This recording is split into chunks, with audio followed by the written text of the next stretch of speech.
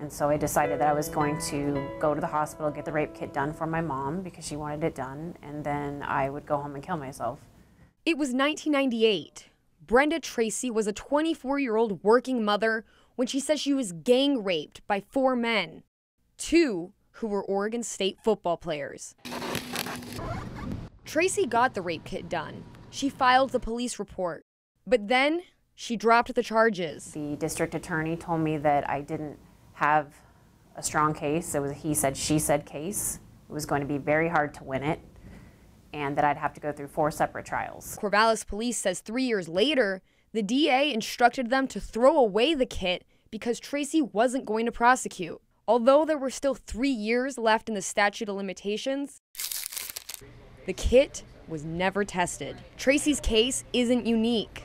Do we know how many cases like that there are where the kits didn't get tested? We don't. You know, at this point, that question has been left unanswered for Oregon.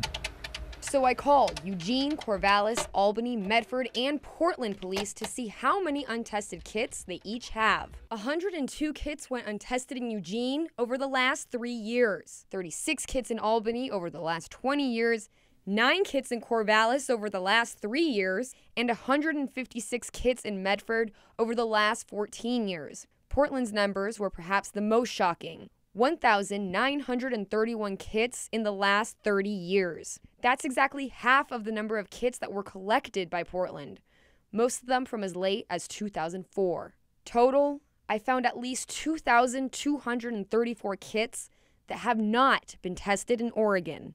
It should be noted that each department has their own tracking system. And why don't they get tested? The majority of the ones that were not tested were because the survivor didn't want to go forward with the prosecution or it was a known offender. Sending a rape kit to the state crime lab can cost about $1,200.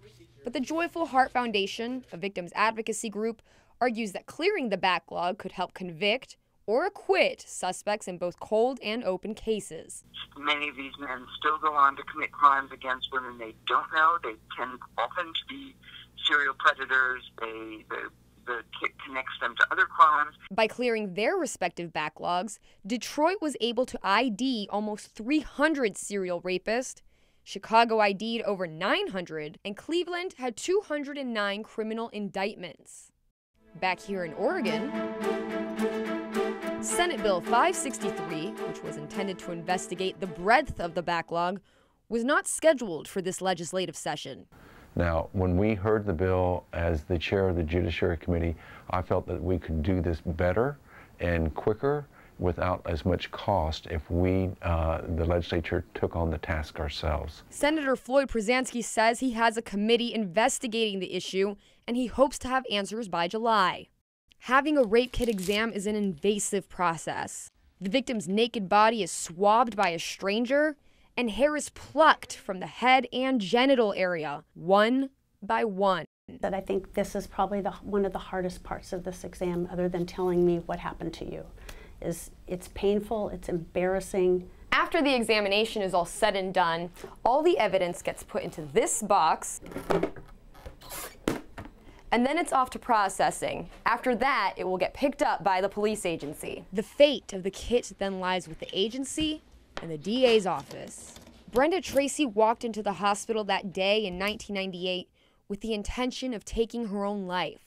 But despite the trauma she'd been through, she walked out with the intention of taking her life back instead. I remember while I was there, I was asking God, like, what is the point of me being here? Like, why do I need to be alive anymore? And I felt like he said, I want you to be a nurse and take care of your kids. And that's what she's done ever since.